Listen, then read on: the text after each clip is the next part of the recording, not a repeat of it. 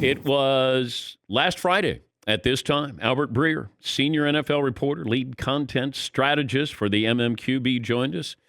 And he dropped a little nugget that he thought Matthew Stafford could get traded before the Super Bowl. And I go, wait a minute, you must know something.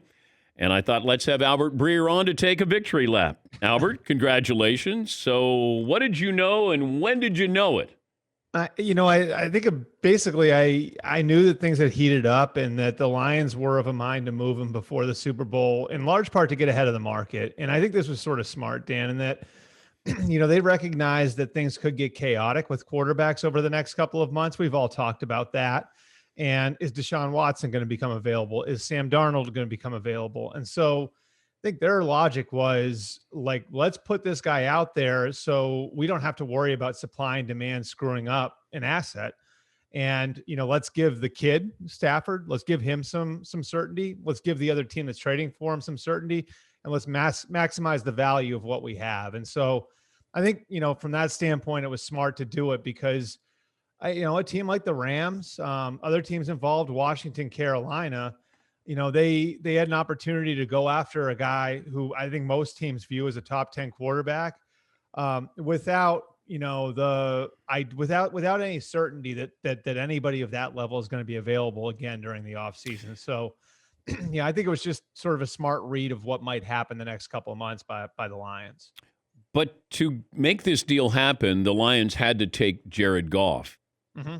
If this was Teddy Bridgewater in Carolina, were they going to have to take Teddy Bridgewater? Was this the formula by these other teams that you're going to have to take our quarterback if we're going to make this happen? Yeah, so I think it's sort of a two-way thing, Dan. Like I think on one hand, you're right. Like the Rams were going to have to offload Goff. It wasn't going to work if they couldn't offload Goff, and it would have been tough to move Goff if, quite honestly, it would have been very difficult to move Goff if they had traded for Stafford, had both on the roster. So the cleanest thing for them to do was to offload Goff as part of the deal.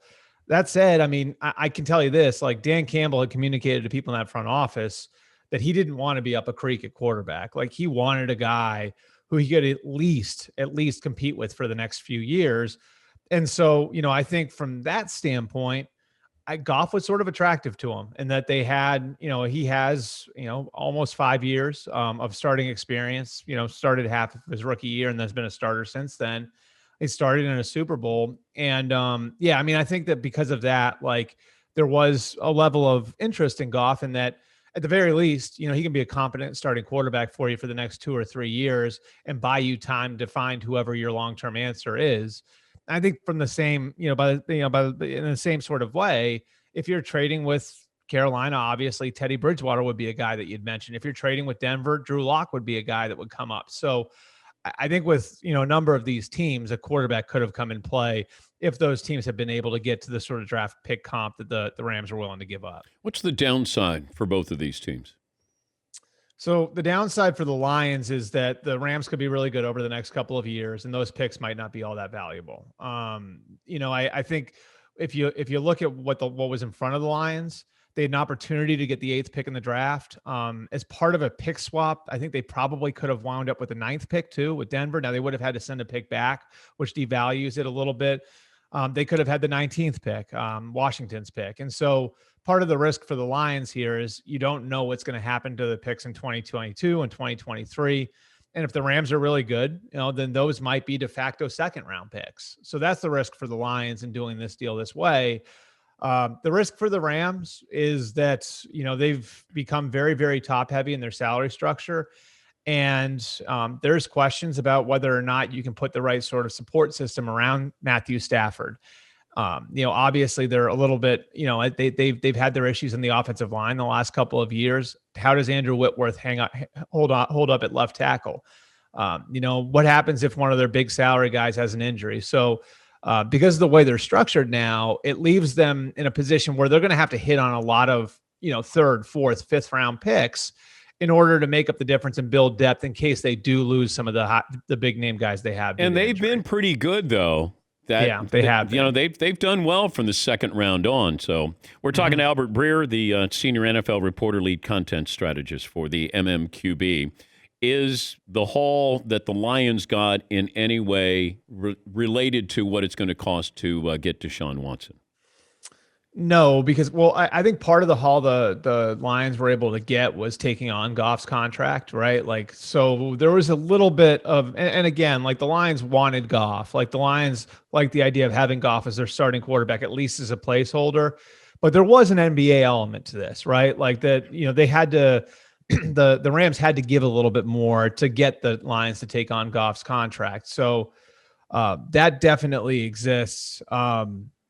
Shoot, I lost my train of thought there, Dan. What was the question? The Texans and what it's The going to Texans. Yeah, I don't think it affects that much. I mean, Deshaun Watson's a 25-year-old superstar quarterback.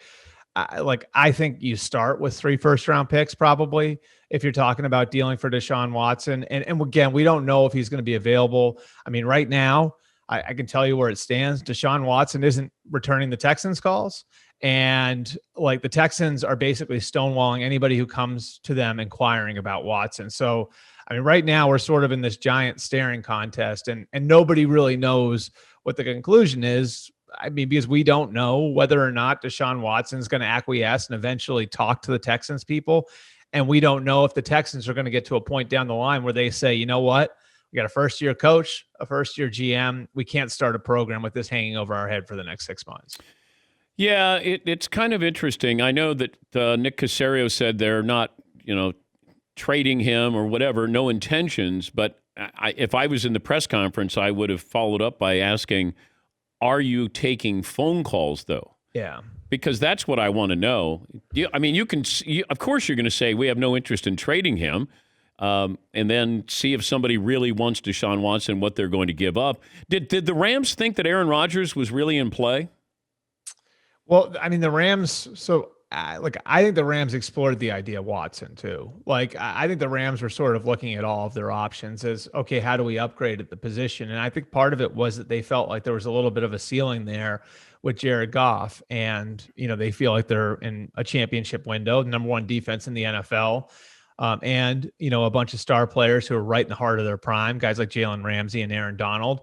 And so, this is sort of their time to go and maximize what they have. So, I don't think that they felt like Aaron Rodgers was available, but, this is a team that sort of investigates everything. You know what I mean, Dan? Like, so, they didn't want to be kicking themselves on the other end of the Stafford deal, and they find out a month later that Rodgers was available or that Watson was available. So, they definitely kick tires on those sorts of things to make sure, okay, we know the landscape now. We're going to go forward with Matthew Stafford as our target. I was told last night by a source that the Lions said to Matthew Stafford, pick a soft landing. That we don't want a disgruntled former Detroit Lion because we have enough of those, our star players who haven't always been happy. Yep. That San Francisco was really in play, but then I didn't know what was going to happen to Jimmy Garoppolo. Was that a similar situation that Garoppolo was going to go to Detroit? So, my understanding is, and this was the understanding a bunch of teams that were involved had, was that the top 3 for Stafford, number 1, LA, number 2, San Francisco, number 3, Indianapolis. And of those 3, Los Angeles showed by far the most interest. The Niners, my understanding is they talked to the Lions at the Senior Bowl, and things escalated fast. And I don't think that the Niners were ever going to offer the 12th pick. Now, they were willing to put together an offer, but I don't think they were ever going to offer the 12th pick. And really, I think that their idea was, okay, let's regroup over the weekend and, we'll put something in front of the Lions on Monday. And then when the Lions came back to them after things had escalated a little bit on Saturday, now all of a sudden it was what the return was going to be for Stafford. They were like, whoa, that's a little bit further than we were willing to go. So I think it was sort of a combination with the Niners of how quickly things escalated in the negotiation Friday and Saturday. And then also just, the fact that they're okay with where they're at with Jimmy Garoppolo and the quarterback switch there wasn't worth the 12th overall pick to them. What do you expect to happen this week, if anything? You mean as far as more trades? Anything. Now I don't think we're going to have as much action this week. Although I do think, you look at some of the like pieces of this trade, and I think you get a window into what could happen over the next, couple of months. And so I do think you'll start to see some of those exploratory phone calls. Look, teams are going to continue calling the Texans on Deshaun Watson until Deshaun Watson shows up and puts on a Texans helmet and wears a Texans jersey again. So do you think Jacksonville entertains phone calls for the number 1 overall pick? No. Okay. No, but I'll give you one though. I think the number 2 overall pick suddenly becomes really fascinating. I mean, I can tell you one of the teams that checked in on Stafford was the New York Jets, and I don't think that they were going to go where the Rams went. But you know what that is, Dan? I mean, a couple other teams, like, that was sort of a smoke signal to them. Like, okay, like if you're making a call on Matthew Stafford, by deductive reasoning here, does that mean you're moving on from Sam Darnold?